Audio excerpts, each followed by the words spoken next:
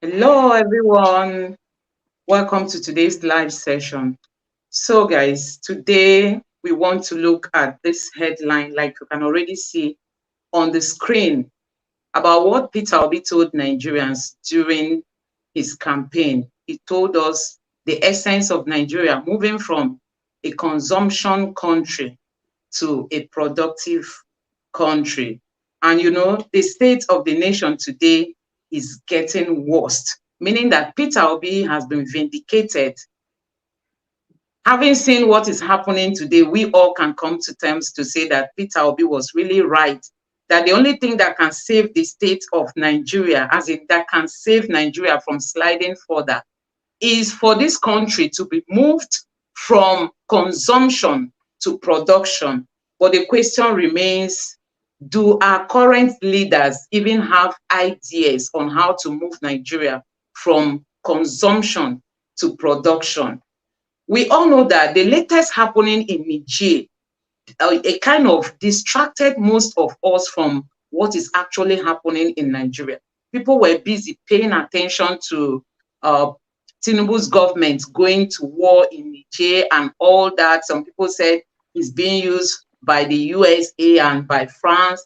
There were so many things, and you find out that people just forgot about the happenings in Nigeria. I mean, the current state of things in Nigeria, because many people are really dying. People are hungry.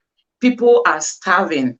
The fuel subsidy has put Nigeria into another state of rot. I mean, people are really struggling. So today we want to look at how things are happening in Nigeria, the state of things in Nigeria. Don't forget that Naira is really, losing its value. So we have a video that we'll be looking at. After that, Dr. Etel will come up to share his thoughts and also to analyze the video that we are going to be watching. So let me bring up that video and let us all watch it.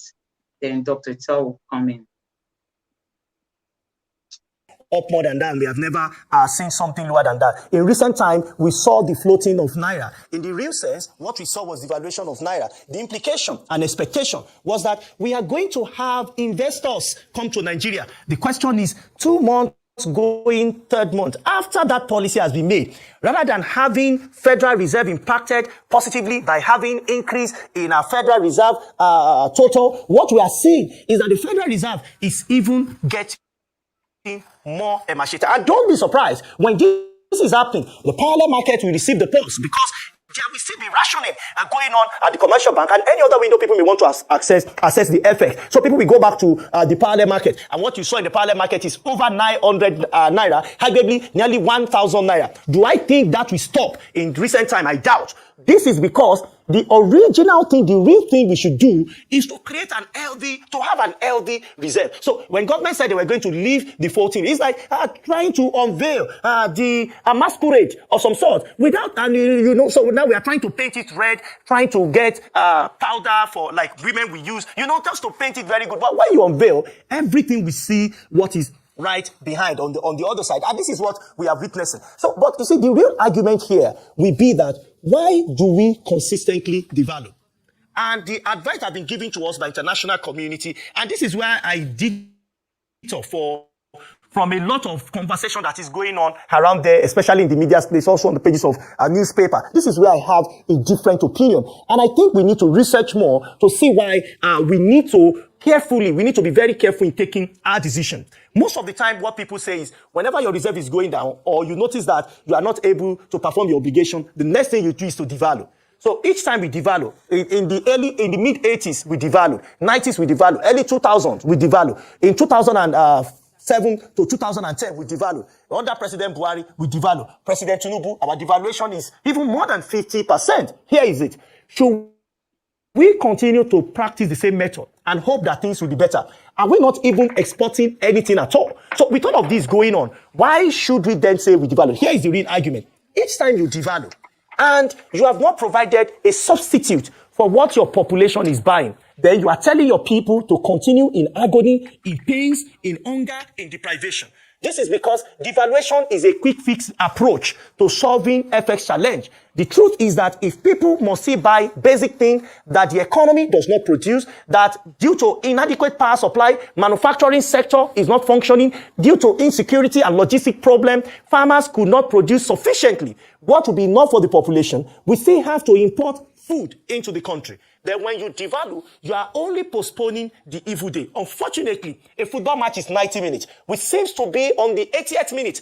10 minutes to go. How much can we do? Now with devaluation, even if we devalue up to 1,000, 2,000 naira, if we don't chase the elephant, address what the elephant in the room, the big elephant in the room, which of course is production, which of course is infrastructural development, no matter quick fix approach that we adopt, I'm sorry, we might not have that solution come. So this is what the president and his team, and most especially the central bank, must look at. Remember, under Emefiele, we mentioned a policy of repatriating 200 billion naira into Nigeria. And I wonder, how are you going to do that when those that are leaving the country, your population, when they get abroad, they are called immigrants. How much are they paid? There is high disparity between what an African earns and somebody of a different color. Stop, and please? in any Can we just unpack this short clip we've listened to? Nigerians, I'm glad we're all alive. Anybody who is not at the age of election in Nigeria doesn't even need to worry themselves. But majority of us, I believe, who are listening tonight, we were all there when the campaign was going last year. I keep saying it. Peter Obi was moving from state to state, from one media platform to another media platform, from Twitter, what do they call it again? Twitter space to Twitter space, explaining to Nigerians how our economy can be fixed. The importance of moving from consumption to production. And he was giving statistics of the countries that were behind and how they came forward.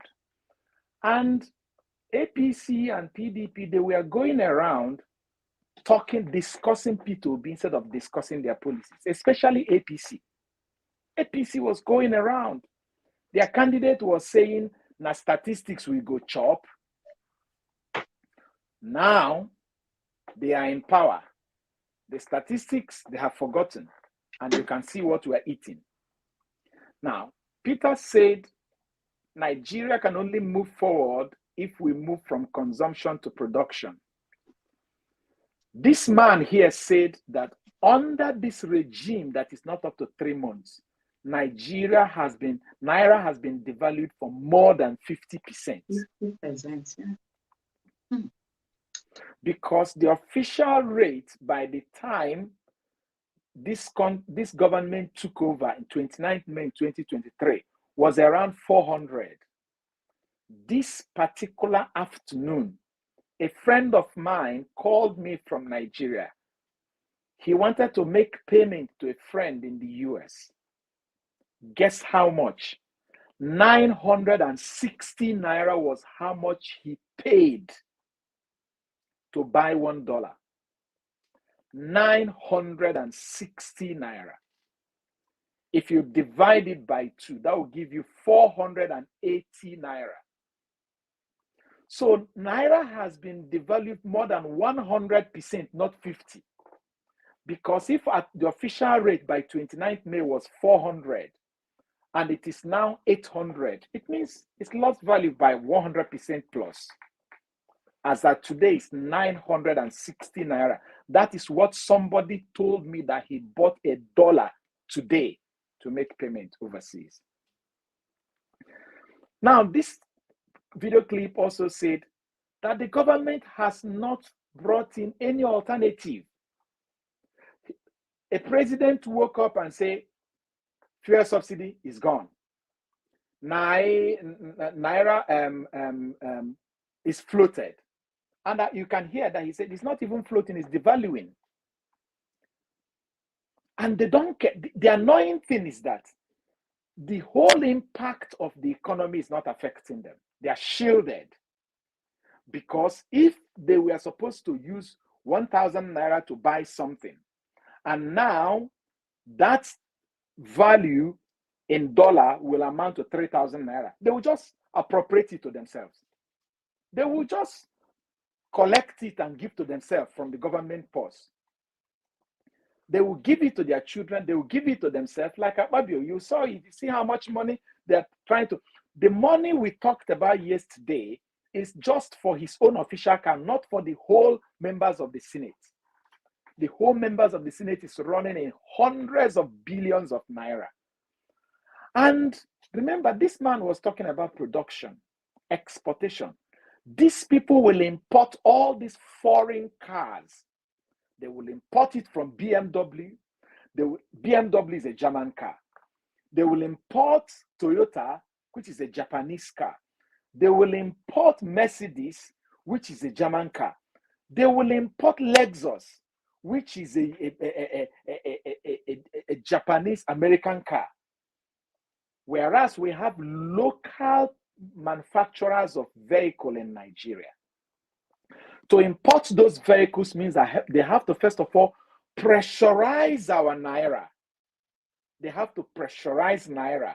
They have to weaken naira to be able to get that foreign exchange to import all these things. Now, the man said, we have not addressed the elephant in the room.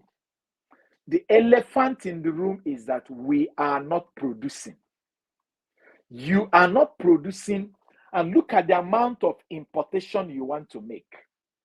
Let's just say the importation they themselves want to make in vehicles alone. All of them, about over 400 of them that is in the National Assembly, including the Senate and House of Rep, will import minimum of four cars into this country. And these are exotic cars. Check the impact on the naira. They don't care about us. That's why they are doing everything possible to make sure that Peter Obi does not become president, because they know that if he becomes president, life will not be as exploitative to Nigerians through them as it is today. That exploitation. Remember that the Anambra State House of Assembly impeached Peter Obi because they wanted to use his signature to exploit the people of Anambra State. When they said that the budget he gave them was small, that he has to increase it, he said no. So they wanted to use the signature of Peter Obi to exploit the people of Anambra State. So the question I'm asking today is, who is using whose signature to exploit Nigeria? Is the National Assembly using the president's signature to exploit Nigeria?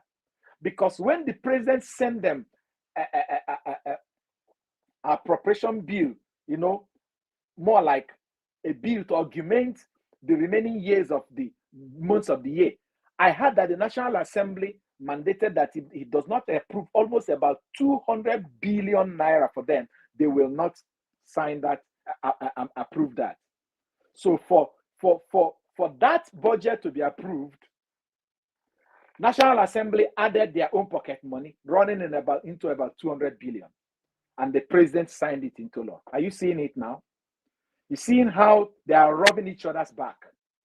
The executive is signing hundreds of billions of naira for the National Assembly, people who are already comfortable.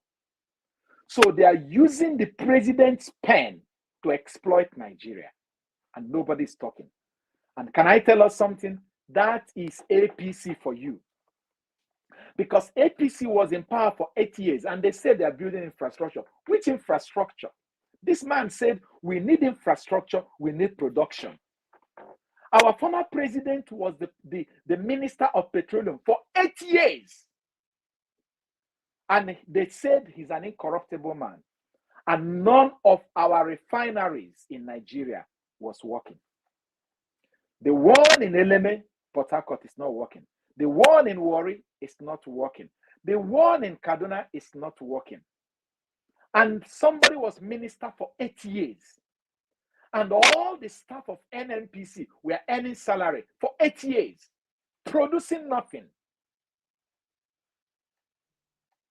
What kind of country is this? And Peter Obi says, I will move Nigeria. And they stopped him. But they have only stopped him temporarily because I know that they can't stop him permanently. Peter Obi is coming. Because every day I look at today, a lawyer who is practicing in one of the Western world called me. He just came out, I'm sorry, I say a lawyer, a doctor. He came out in his scrub clothes, called me on video. He just came out from the surgery. He called me. He's not living in Nigeria. He's doing well overseas. And we spoke for 1 hour. He said, am I sure? I said to him, I'm not saying I am sure. But I brought out a booklet of Nigerians Evidence Act. I said, I am no longer reading even the petition again. I am reading Evidence Act from one number to paragraph to be sure. All those exhibits, all those evidence that was presented in court by Labour Party, based on the Evidence Act, which one did they present well? Which one did they not present well? I am comparing the one of Labour Party and I'm comparing the one of PDP. And let me explain to you what I mean. You see that issue of dual citizenship of APC candidate. I don't think it is going to fly. Based on our Evidence Act, I don't think it is going to fly. Because I don't think they were able to present that evidence in a way that it is in line with the legislation on how evidence can be presented in Nigerian courts. There was nothing from the embassy, no letter from the embassy. There was no letter from the Guinean High Commission. There was no staff to come to testify. No subpoena was given to the country of Guinea or to the embassy of Guinea, except what was downloaded from internet. I don't think it's going to fly. But that does not mean that that person who filled that form did not lie. But there are ways and there are rules to present it. But I also saw the one of the certificate forgery from the Chicago State. And I think that based on our Evidence Act, that one was well presented. I also saw other ones. And after I have done the whole summary, doing all the elimination and all the additions and subtraction, I think what was presented to the court was strong enough to bring Peter Obi to come and salvage Nigeria. I don't think that man in that video we are listening that he has finished. I think there are still many more things he's saying that we need to break down. So if you don't mind, is the video clip finished or you still want to play some more? I don't mind if you can still play it and we listen to further things he's about to say. Countries of the world, don't let me generalize, in most countries of the world.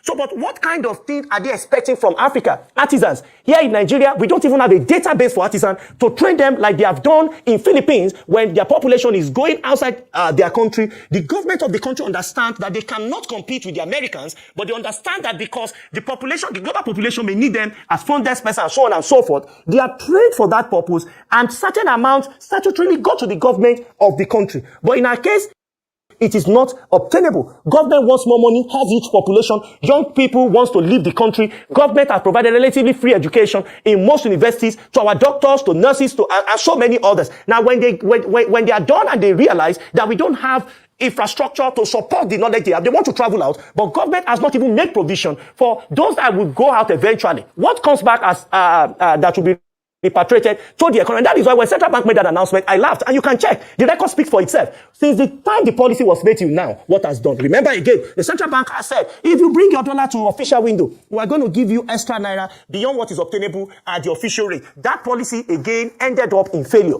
Why? Because when you say you want to do, you need to look at the forces of demand and supply. What will it cost people to take their money elsewhere and get a better value for it? So in the real sense, all the quick fixes approach don't work. What we need to do is, can we focus on production? And I would be very happy if President Bola Tinubu will think and rethink this economy to say what we need for our population is production, manufacturing, plantation, large-scale farming. It's not going to come by quick fixes of devaluing the naira. We have done that. What has changed? And you see, I spoke with your colleague, Mr.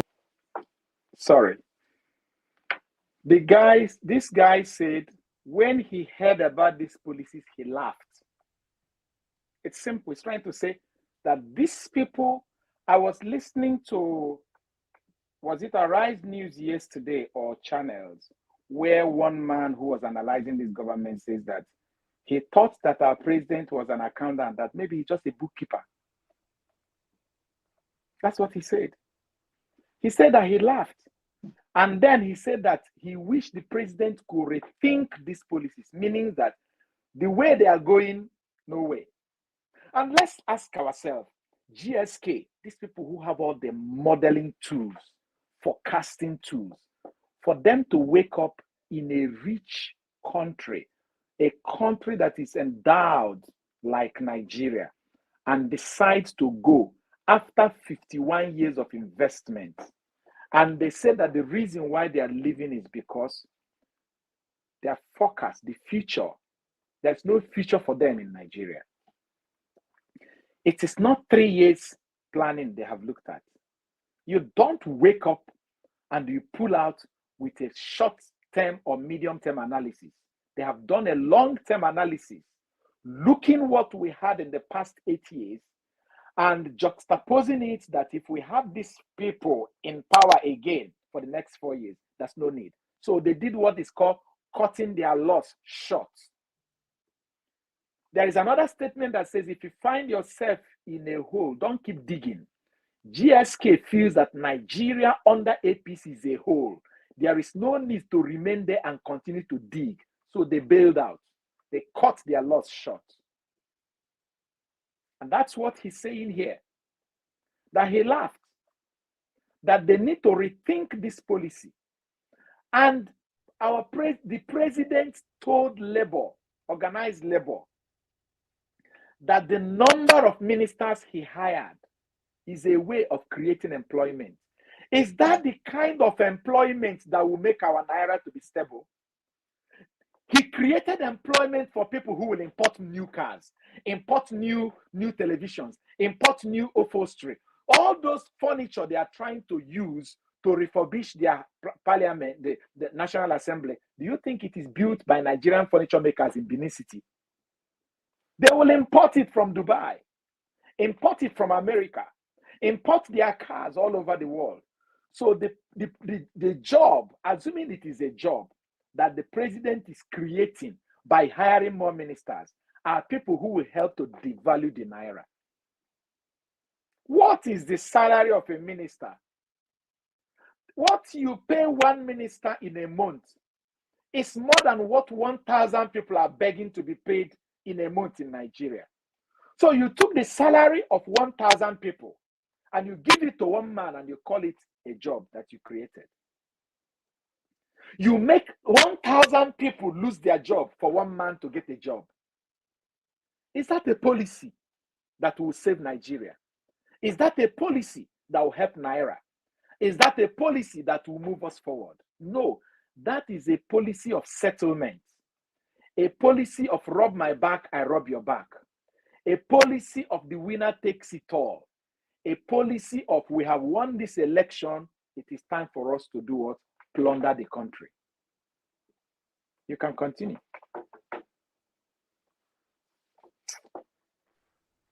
Yes, Doc, I just wanted to make a comment, as regards to the video we just watched. This man was talking about farming as in moving Nigeria from consumption to production. He made mention of farming. We know during the campaign, Mr. Peter Obi was saying that he's going to ensure that the vast land in the north will be cultivated. That alone will help Nigeria to feed itself and be able to equally export, meaning we will be feeding other countries like neighboring African countries and even European countries, or export even to the US. These were some of the things that Peter Obi was saying. Don't forget that some of the APC members were like, why the North? That he's making mockery of the North. Why was he using the North? How many people did he relieve from poverty when he was governor? People were just saying all sorts of things. We know the impact that Peter Obi made in Anambra State. Honestly, Peter Obi laid solid foundation. If not that we have politicians that want to come in and just focused on their own personal interest. They don't want to sustain what has been there because they might end up not benefiting from it.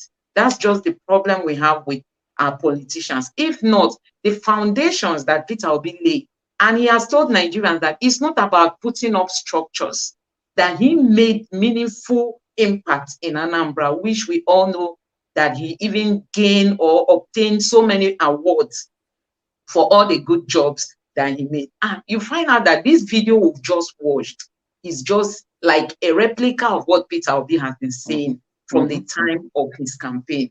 Because the man kept saying that we import even the basic things that Nigerians use, the basic things.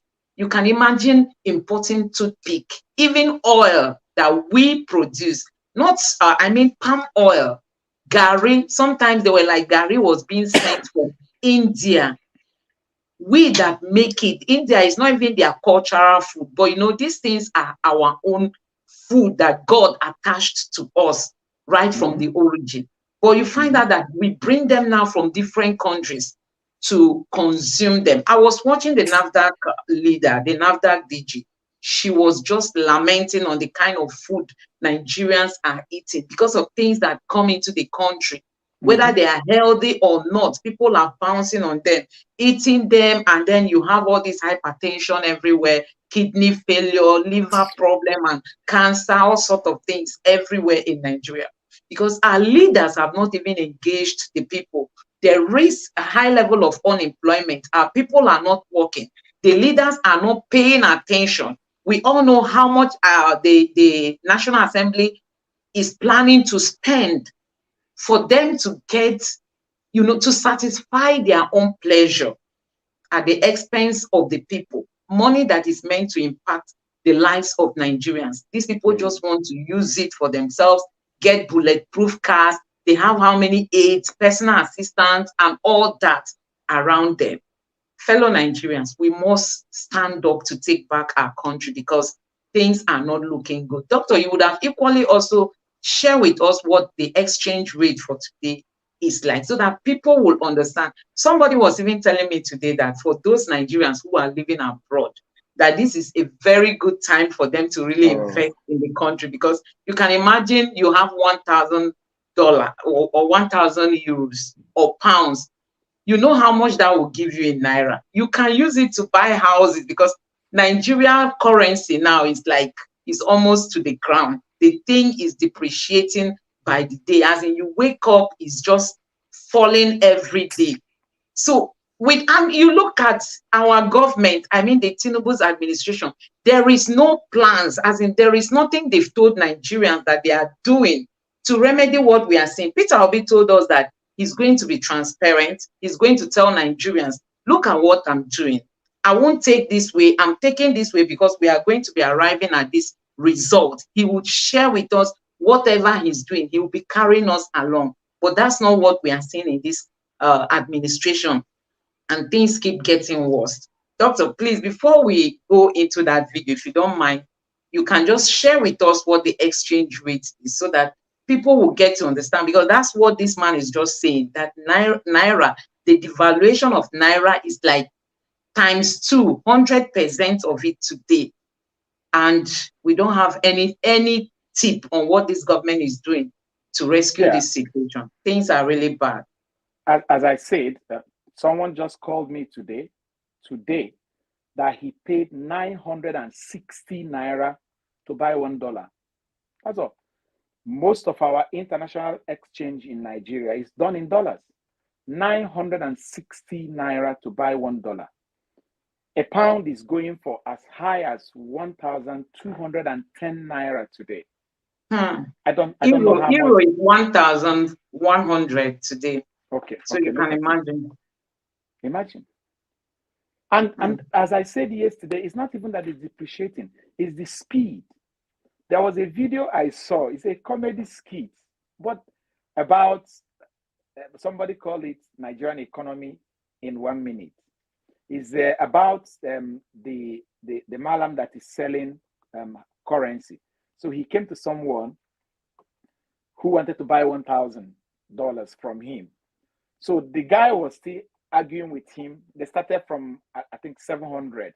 Why are you saying 700? Is it not 680? So the Malam was like, I beg you, na so market give on. Say Naira, they depreciate. Na so market give. Whilst they were trying to do the exchange, the Malam got a call and said, just hold on. Oh, he called his man, Usman. Na 750. Thank you. He turned to the guy and said, bros, I beg, you don't change. Na 750. The guy was like, what is your problem? What's your problem? Why are you like this? I would have sent that kind of video for us to play, but there was a whole lot of vulgar statements there that I don't think it is good for public consumption. So the guy himself called his own friend again and said, please, do you have dollars? Can you get me dollars? The Malam I have here is telling me 750. I don't know what he's talking. And the guy said, yes, I have dollars. Say how much? He said 800. 800? Why are you people like this? So the Malam was like, you hear him? Me self I they do. Me I not go sell for 800, 750 go on 800. So the guy was like, okay, fine, give me 800. I am going to buy. Just as he was about to bring it, the call came again. He wanted to pick the call. He said to the Malam, touch this food. I'm going to box your head. The summary of the whole thing is that he was begging to buy at, I think it was around 1,000 Naira.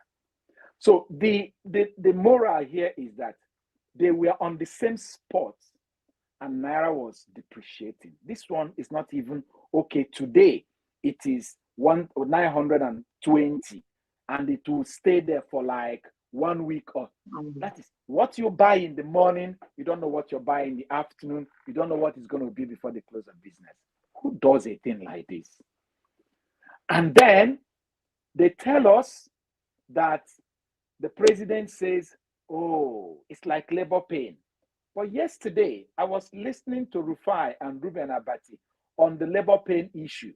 And they said, don't we even know that some women, they died, they call it maternal mortality, because they stay in pain and they could die in that pain. That's why some of them had to go through cesarean section because they can't stay.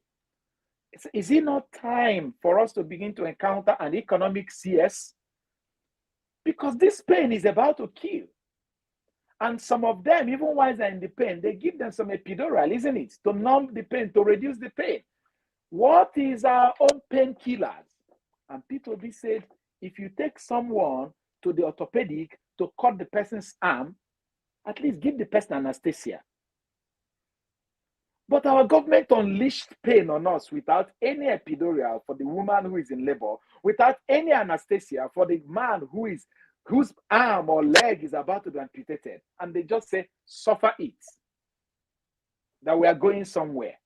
And where is the somewhere we are going? We are preparing to go to Niger to go and bomb, to go and fight. It doesn't make sense. We used to think that past 8 years was a moment of curse on Nigeria because of confusion and directionlessness. Little did we know that it was a rehearsal they were giving us to prepare our mind for the pain that is yet to come. This past 2 months is worse than the past 8 years. Buhari even said we are going to miss him. Or are you not missing him now? Tell me the truth. Are you not missing Buhari now? Go and plot the graph of Naira and see the depreciation. Yes, it depreciated from 180 to 700 in the parallel market over a period of 8 years. And then within 2 months, it has depreciated, I'm talking parallel market, from 700 to 960. Keep that frequency of depreciation. If nothing is done and this frequency of depreciation is continued, what do you think will happen within 12 months of this government?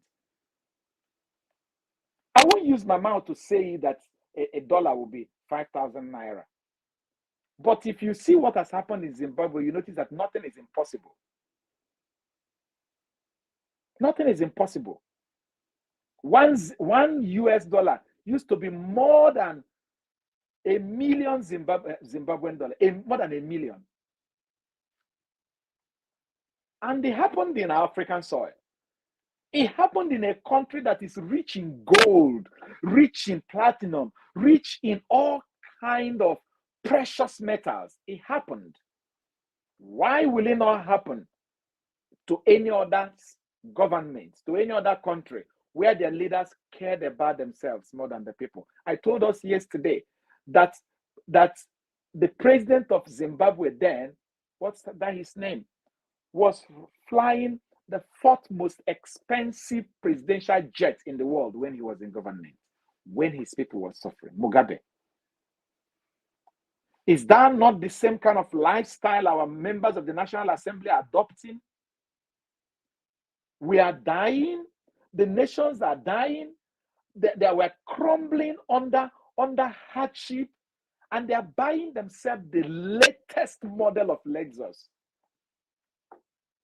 The latest. It's a shame. So guys, for those of you joining us now, we are analyzing a video that is talking about production.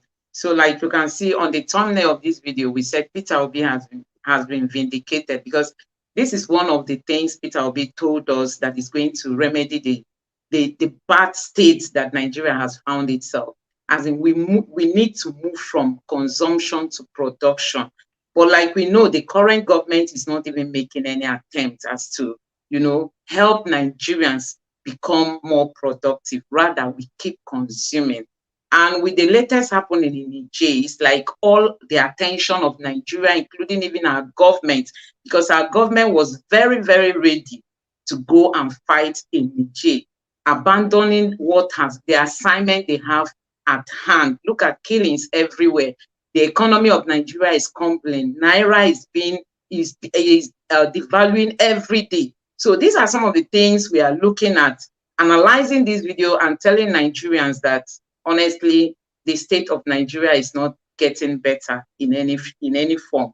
So we are going to look at the video further so that we conclude it and take other things. When the policy of devaluation and removal of subsidy was made, I said before subsidy was removed that don't try to remove subsidy if your refineries are not functioning. A number of persons quickly responded by saying by July, we're going to see Dangote refinery come mainstream, or first week or second week of August. We have since passed July and we're in August now. So all of these, if you don't do the right policy, your foreign reserve, and you keep devaluing, your foreign reserve, we keep sending you memos. We keep sending you pressures, and you keep being pressurized because the right thing that should be done by government and those in authority have not been done even this moment today. All right, Paul, very well said. And I like the fact that, you are breaking it down in a language that, practically everybody can understand.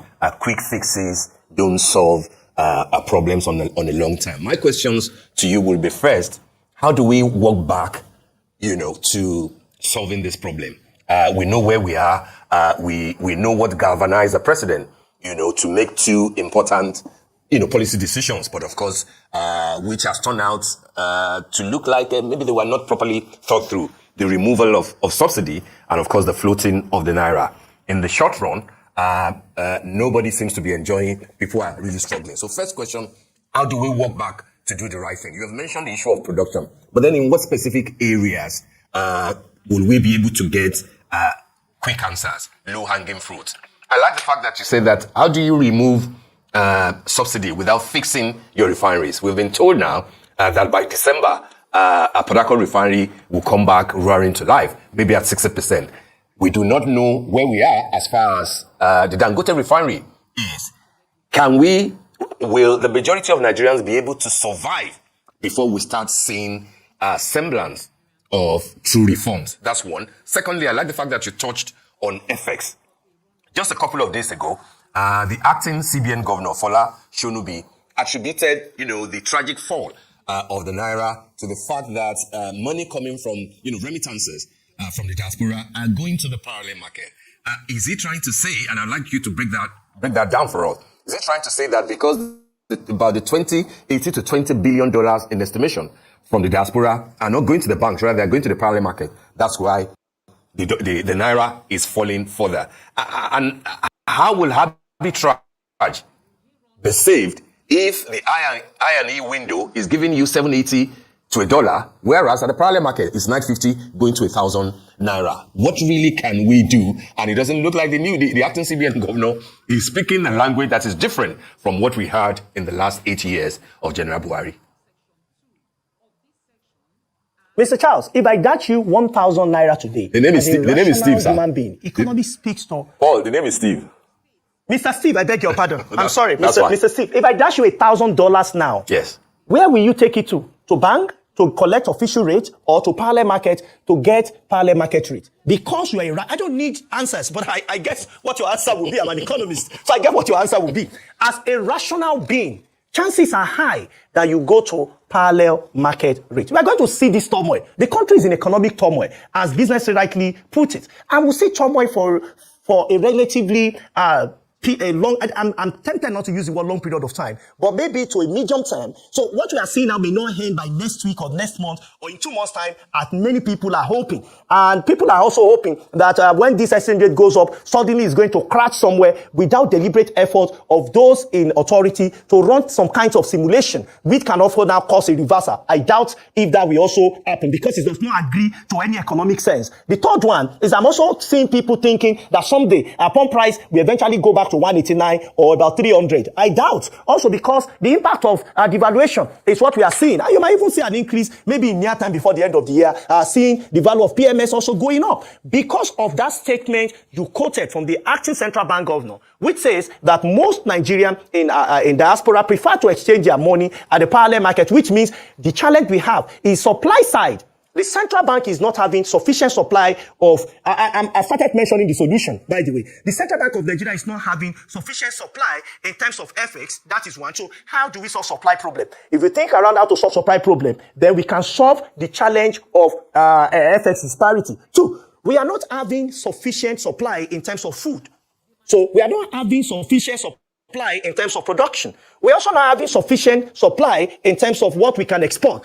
Our problem lies around supply. Our population continues to grow at over 2% population growth rate. Our GDP is growing relatively slowly, but in terms of export, at a point where we can earn a lot of FX, we don't export sufficiently enough. The question is, if we don't export, then how are you going to earn FX when central bank cannot print the dollar? It's not possible. So what we need to do is to find a means, a window of improving on our supply. And I think what government should be looking at, the program, the segment you heard before this segment has to do with Ghana, looking at $2 billion, and you quickly contrasted that with what Belgium is doing in terms of output from cocoa. Yes. The same is applicable to Nigeria. We export crude. When we export crude, what we get back is PMS, which is one.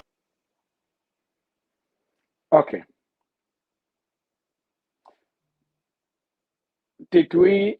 Did we understand what is happening here? I like this video. Gloria, can you hear me? Just wave your hand if you can hear me. Yeah. Okay. Now, yes, I can hear you. Look at it now. It says we don't even have enough food. So, with all the massive land we have in Nigeria, we don't have enough food to feed ourselves. We're importing food that we'll eat. And he made an important statement saying that central bank does not print dollars. Assuming they can print dollars, they would have been printing dollars. They don't print it. So what they are now doing is that they are printing more naira and giving the more naira to themselves, which is what I said earlier on. The car that would cost 10 million naira before, which is say about 10 million naira to buy before, when a dollar was 360. It's now going to be costing about 30 million naira. And they will print it and give to themselves to buy the car. But the effect is that small people like us that will go and buy cowbell milk that we used to buy for 10 naira a sachet, now we are going to have to buy it for 30 naira a sachet. And the salary of that person that used to buy cowbell milk for 10 naira used to be 80,000 naira. The salary has not increased, but his or her expense is now 280,000 naira. The salary of someone in Nigeria working in a small or medium scale company where the person is probably a desk service officer or something of that nature, earning 100,000 naira. Do you expect that the MD of that company, who will buy fuel, diesel to power generator, that he will be thinking about increasing the salary? You will be lucky if that person is not fired yet. The person will be very, very lucky if the salary is not slashed down. But if the person is lucky to still be earning, NYSC people that is on a fixed alawi, their alawi, let's use it as an example, their alawi could buy them things, maybe buy them a bowl of food before. Now, they need that alawi times 3. Has the federal government increased the salary of coppers? No. The federal government has not increased the salary of coppers who are teaching in primary schools in Zamfara, teaching in primary schools in Gombe in Adamawa State, teaching in primary schools in Song in Adamawa State, teaching in primary schools in all those remote villages. But the federal government and National Assembly, aside from their fat salaries, are also appropriating, what's the name they call it? Hardship, whatever, because of the devaluation and to themselves. What kind of heartless, wicked, inconsiderate people do we? Why did God unleash these people? Is it God that unleashed them on us? Because they are like, if you read Bible, if you're a Christian listening to me, there's a story in the Bible that is known as the Midianites. The Bible recorded that the Midianites, they were like locusts that eats everything that the Israelites planted. These politicians are like locusts that have been unleashed on Nigerians. They don't have any plan going forward, and the little that is available, they are appropriating to themselves. That's the annoying thing. That's the annoying thing. There is no food. They did not think through. I'm using the man's phrase, and a policy that was not thought through. So they didn't think about it. But let me ask a question. The person that is sitting in Aso Rock now has been desiring to be the president for more than a decade.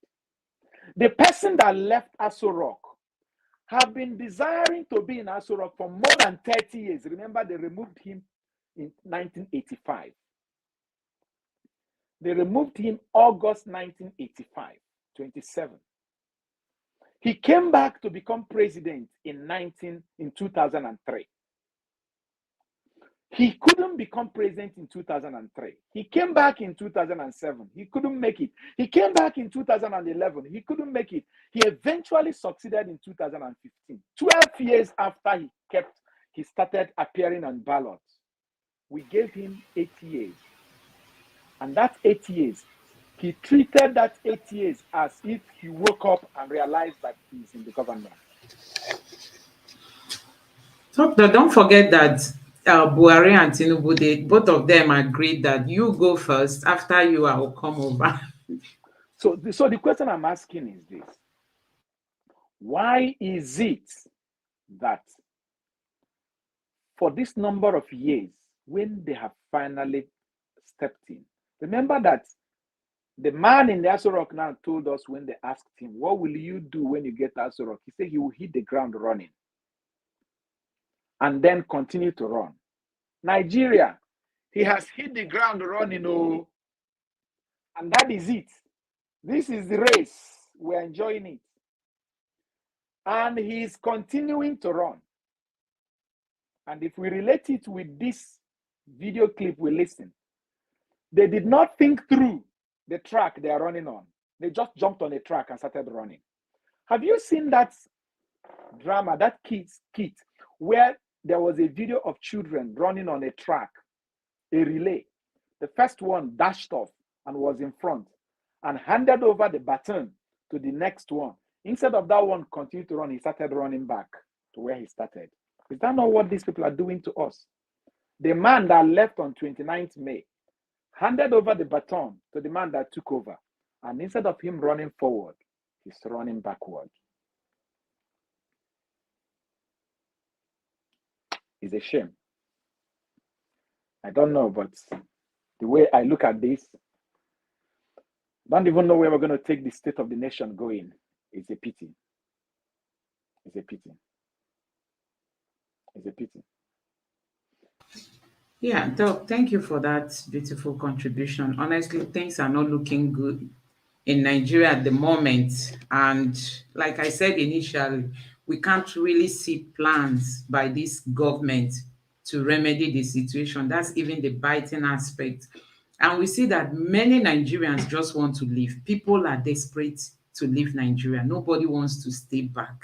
As in, everybody wants to leave, especially the youths, because the environment is no longer convenient for them. It's not comfortable for them. To get a job is something else. And even if you get that job, how much will you be receiving as salary? And what would that be able to fetch you as a family man, or even if you're a single person? If you are earning 100K today in Nigeria, what will you be able to buy? You buy a bag of rice and maybe fish and meat to cook it. That's all. You won't be able to pay your rent and other things. And imagine having maybe one child or two to take care of.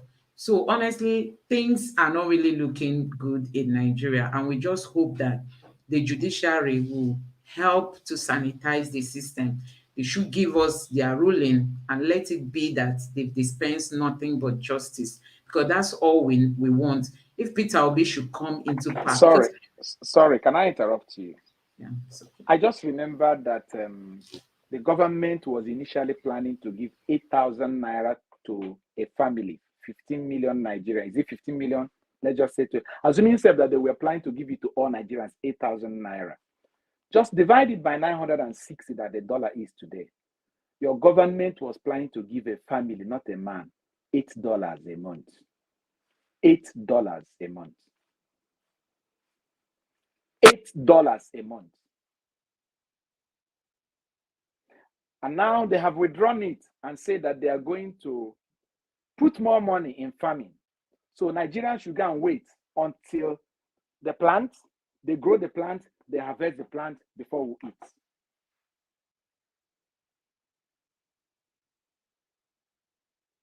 So, Doc, let's just go through some of the comments here. Then we'll quickly summarize the slides that we have. This person is saying we are bleeding to death. This must not continue.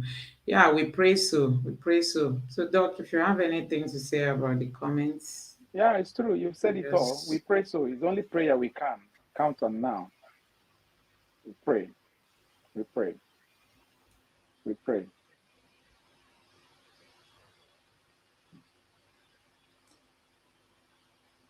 Tinubu and his fraudulent ways are a distraction to Africa unity and progress. Today, Africa should be discussing single currency. Anyway, that's not the topic we are looking at today, but thank you for sharing your thoughts. Yeah, we also know that some people have come out to say that why he is desperate going to Niger is because, the American, they see him as somebody they can just remote control. So, but that's up to them. You know that thing they say,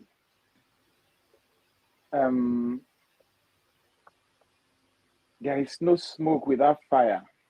I wonder why, the news that was making the round that the FBI said they will not release information they have until 2026. That's one part of the theory. The second part of the theory is that France has influence and have a very strong interest in those Sahel countries, especially Niger, which is the country in question. This person, all his medical trip and even the country he traveled to first after when he was declared president and when he was sworn in, was France. We know that France has some tie with America. I don't know which one is true, but they're just making us to begin to think many things that may not be true. You understand what I mean? Making it look like France is telling America, hey, this guy that you people are holding to ransom, we need him to do something for us. I don't know. This thing is not based on any research. They're just leaving our brain to wonder. And why are they doing it like that? It's a pity.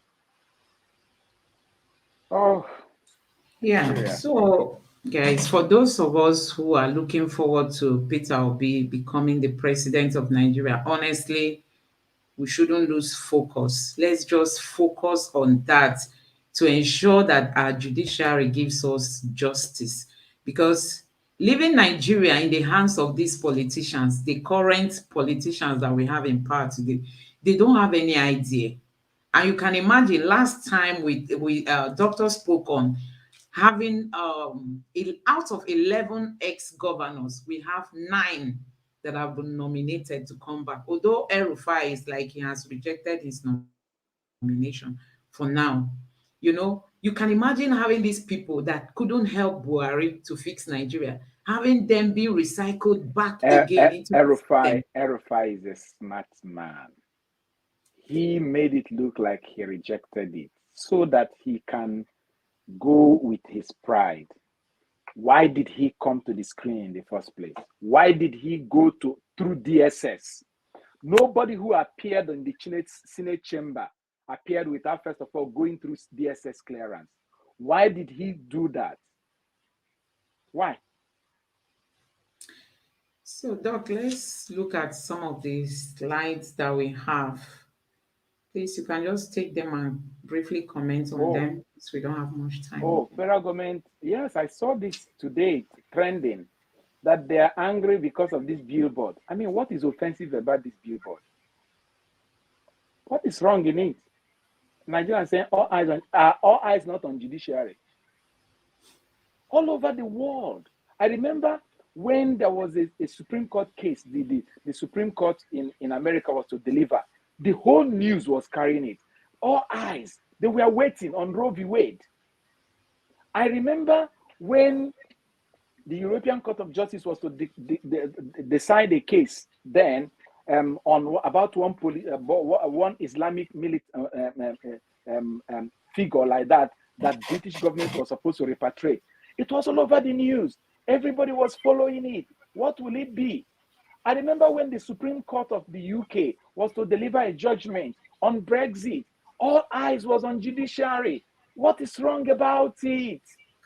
Now they are wielding the big stick and commanding the Akon to move in, because people just say all eyes on judiciary. What are they afraid of? Are all eyes not on judiciary?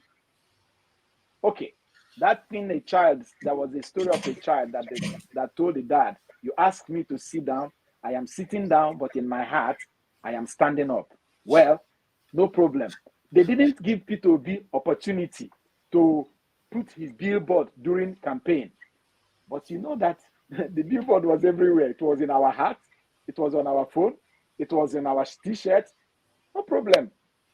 If Akon pull down the billboard, will they remove the shirt that I am wearing written at the back, all eyes on judiciary?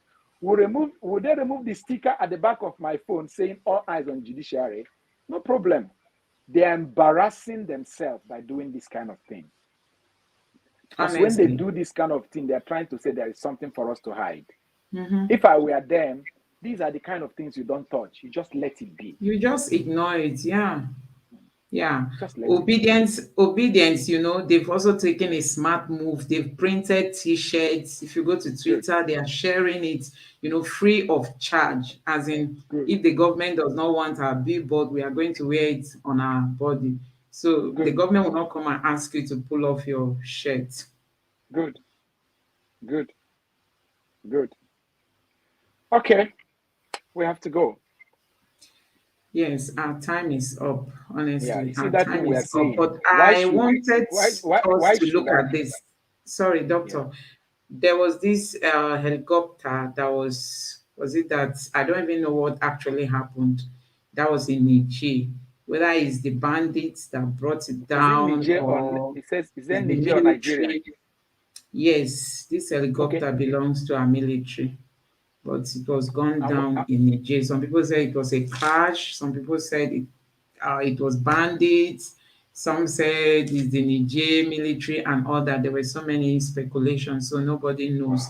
But if our government had handled this Niger of a thing properly, we wouldn't have had our troops, because I think some people lost their lives. They oh were there Lord, to even pick up some of the military men that died before this thing happened. We would have prevented imagine. this if we had managed this Niger And you crisis know, better. these people that died, as someone's husband. I have a friend whose husband is at the war front all this while, a family with children. I remember one woman crying in Lagos that she has not seen her husband for months, and that the salary they pay her husband cannot even fly her from Lagos to Borno State. The husband's salary in a month cannot pay for flight tickets. One flight ticket, not even the return. These people that died like this, they are people's husband who were probably day before his day, calling their children and say, "Oh, daddy is fine, go to bed, I'll talk to you, I'm going for a mission." Their bodies coming back in body bags. Yeah, so guys, you can see what is on the screen. We are trying to rush it because we don't have time anymore. The federal government has filed 20 new charges against MFL. Initially they were like he had a firearm in his possession. So And people now, were like, now, now, okay, and, Asari and Dogubo that has something more sophisticated than that of MFL. Nobody is talking about him. Now they've come up with 20 new charges. So nobody knows when MFLA will be seen again in public. We just hope that let them just allow this man so that let me we let me look tell at you this. more important things. I think there are MF, more important things that we MF, should be paying MFL attention to. is a political prisoner. He's not coming out as long as these people are in government. They know how to defy. Didn't they say? Remember, Colonel, what's his name? The former, the national security advisor to Goodluck Jonathan. But, Buhari kept him for almost how many years? 6, 7 years. Kept him there. All right. So MFL is a political prisoner. He stepped on their toes, and they're using the power they have to teach him a big lesson, which is unfortunate. That's what makes a country a banana republic. And the question I'm asking is, France, America, other African presidents, Ouattara, them and co, they want to go and restore democracy and rule of law in Niger Republic. Is this thing happening to MFLA, rule of law? Is what is happening to Bawa, the EFCC, former EFCC chairman, rule of law? I know his hand may be dirty, but why don't you take him to court and charge him and find him guilty and imprison him or let him go? How can you be abusing law and you want to go and maintain law and order? University of Ibadan I've not seen this one. Direct staff to work 3 days a week to reduce hardship, subsidy removal. So even lectures, will it be? Is that academic and non-academic staff? Or are they going to be doing lecture online with the student? Who will pay for the data that the student will use to put internet on their phone? Do they think like that? Or will the student now go to lectures for only 3 days a week? My God. It's late. Let's just close for tonight. Thank you. Yes, so you can see that so many people are really lamenting the state of the nation. People cannot even afford their daily meal. So we just look forward to the judiciary doing the needful. Let them dispense justice and nothing but justice. That's all we want. So, guys, we want to say a very big thank you for joining us today. Thank you for your time. Thank you for being a part of today's live session. Please like this video so that YouTube can recommend it to others. Don't forget to subscribe and turn on the notification bell so that each time we are live here, you will be notified. I really want to appreciate you all for joining us and see you again tomorrow. Thank you and God bless you. Doc, thank you for all the contributions. And you too. I appreciate it. Thanks. Good Great. night. Have a And good God night too. bless you. Good, yeah. Yeah, bye.